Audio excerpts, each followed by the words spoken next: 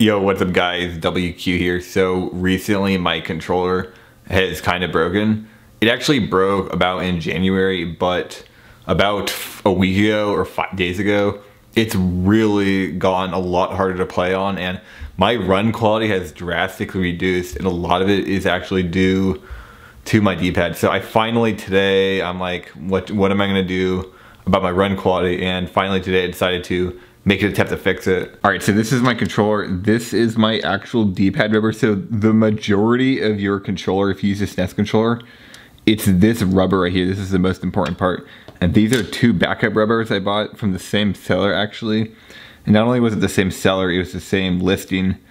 And these are different. They're actually different colors, but they're different models or whatever. They feel completely different. And I got 3 of these. The 2 red ones do feel pretty similar. You can tell there's some kind of like grime or something on right here at the front. Yeah, there's some kind of residue in the middle. You don't have this on. You don't have as much, but whatever. So yeah, but my white one is very different. So I don't know why. This thing's pretty good, but about a month ago, yeah, kind of went to hell. So also notice this is not an original model face buttons. They work pretty well. I don't think this is an original model, although it's the same color. Oh, there's a ton of grease in there. I actually don't really like cleaning out the grease on the D-pads because it changes the muscle memory. But on the start buttons, I've noticed it does kind of help.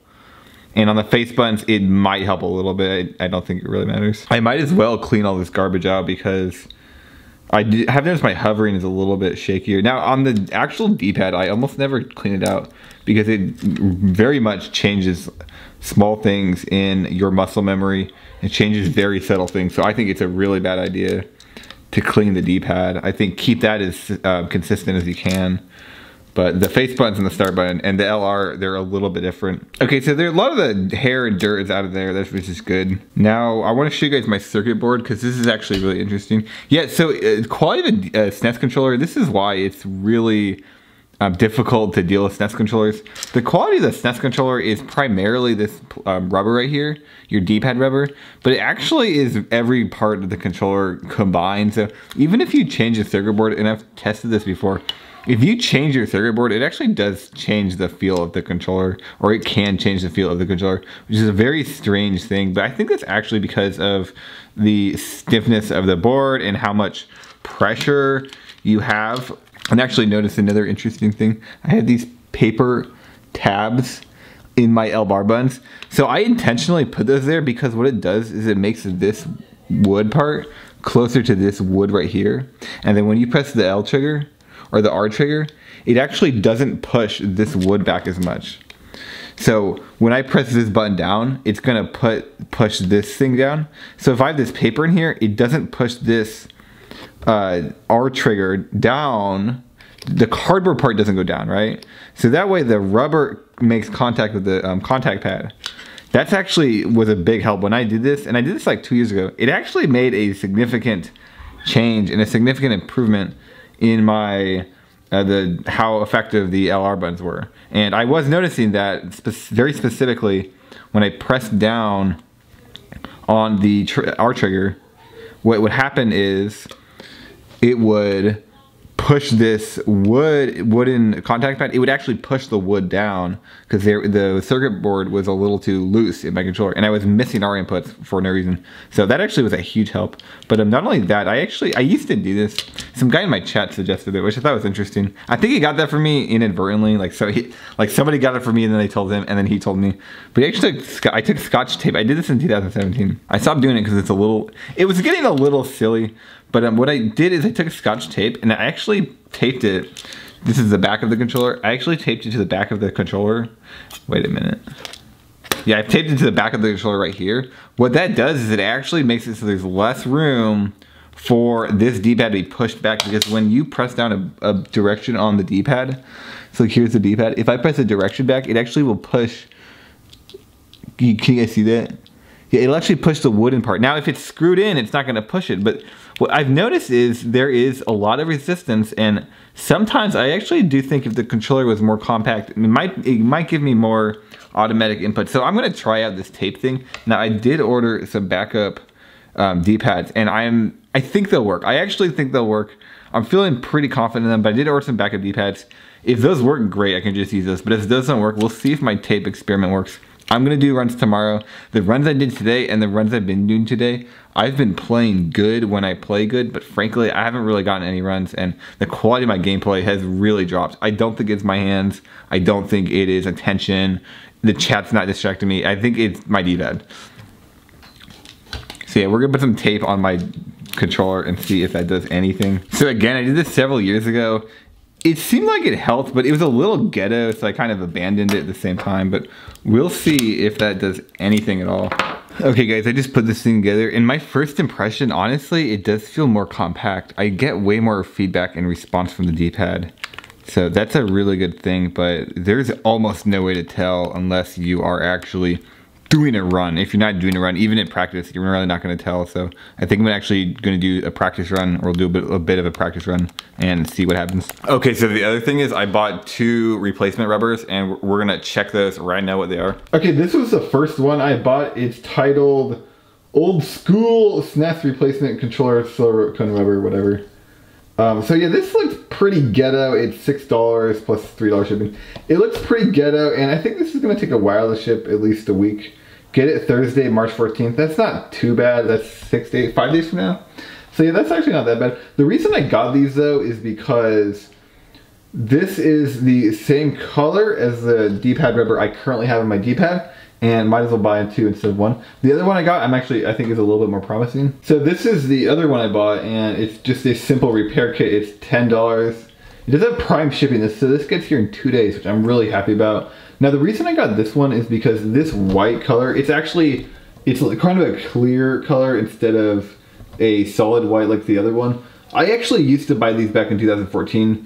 I think I had one in 2015, and they're not perfect and they do break easy, but I had a bunch and they do work, and they're way better than what I have right now. So if this is the same as the one I got way back when, I'm pretty thrilled about that. Now, most D-pad rubbers, in my opinion, they're pretty much a gamble. So who knows? Again, there's this blue one right here. I got this one. This is unplayable. It's actually like, it's completely unplayable. And then these ones I got in the mail also, these are just not very good. So it's pretty risky, but if the tape doesn't work, I at least hoping one of these 2 things will work. Now, interestingly, something that actually helped me out in my confidence in this one is that one of the reviews, now this is from 2016, that's a little bit long ago, but it's really helped me step up my game. I'm a speedrunner. The new D-pad bumper gives the D-pad much more balanced and tight sense of control, allowing me to position my Kongs better. Thank you, Mike. I actually think I know who Mike is, so big shout out to Mike for this review, because even though it's 2.5 years later, I don't know, that helped me buy it. Frankly, I've never really seen a review that's helped me buy something, but this actually gave me a ton of confidence in buying it, so we'll see how this works for Link in the Past. That guy, I'm pretty sure, has played Link in the Past, so I do think that's interesting, but yeah, we'll see how that is and what happens. Anyway guys, thanks for watching this video. Make sure to subscribe, make sure to like the video, make sure to comment. I'll see you guys tomorrow. Hope you guys enjoyed my D-pad update video. Let's see if I can get some more good speed runs in the future. See you guys later. Okay gamers, so it's actually the next day, and I wanted to give an update on how my controller felt. And another thing, notice my nails.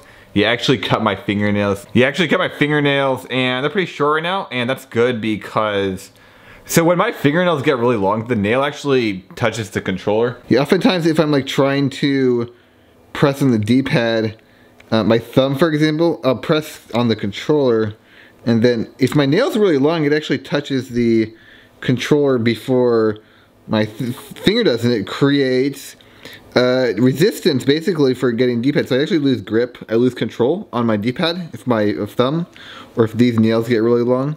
So I actually cut out my fingernails, and I think that's gonna help out. But also, specifically regarding my controller, I put the tape in, and I did a bunch of runs today because I just got done streaming, and I would say it's definitely better. It actually does feel better. I have more grip. There were several points where I was able to pump which is really good. There were several points in the stream where I actually felt like I was in control and I was actually playing the game again. Also, it was not sticking. And the not sticking is because there's less room for the circuit board to move around in the controller. And so the button definitely registered sooner. So that actually worked. And I was also getting better inputs. They were happening closer to first frame or on first frame more often. So my hypothesis of the tape in the controller, it actually did work. Apparently it does work, which is pretty cool. Now, it did not completely fix the controller. It did make the controller better and more playable. It did not fix the controller. It did feel way too sensitive. It did feel weird. I think if I played with this thing for like a week or a month, it would actually, I would get more used to it over time. It really felt like for a while this stream I was playing the game, which I'm really happy with, because in the past week I have not really felt like I've been playing the game at all. I feel like I've been playing a different game.